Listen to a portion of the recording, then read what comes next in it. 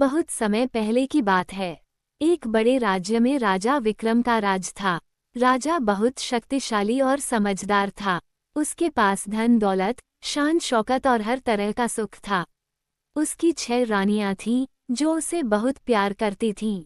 राजा भी अपनी हर रानी को मन से चाहता था, पर फिर भी राजा के मन में एक अजीब सा खालीपन था, एक ऐसा दर्द जिसे वो किसी से कह नहीं पाता था।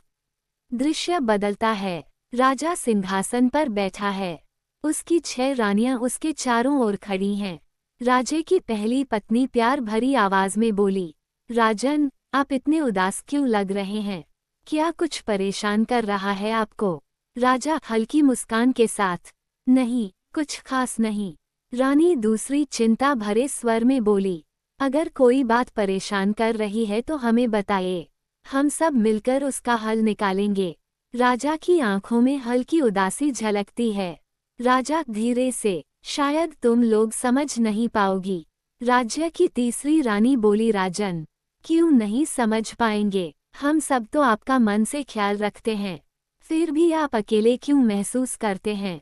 राजा गहरी सांस लेता है और गंभीर स्वर में बोलता है, राजा, हाँ, तुम सब मेरी बहुत देखभाल करती हो, लेकिन मेरे दिल के अंदर एक खालीपन है जिसे मैं खुद भी समझ नहीं पा रहा हूँ। रानी हैरान होकर, खालीपन? आपके पास तो सब कुछ है, प्यार, सुख, संपत्ति, फिर भी खालीपन क्यों? राजा धीरे से, शायद यह मेरी आत्मा का सवाल है। मन में हमेशा एक अधूरापन महसूस होता है। ऐसा लगता है जैसे कुछ बहुत जरूरी चीज मेरे जीवन से गायब है। राजा उठकर महल की बालकनी की ओर बढ़ता है। वह दूर क्षितिज को निहारता है। रानियां राजा की ओर देखती हैं।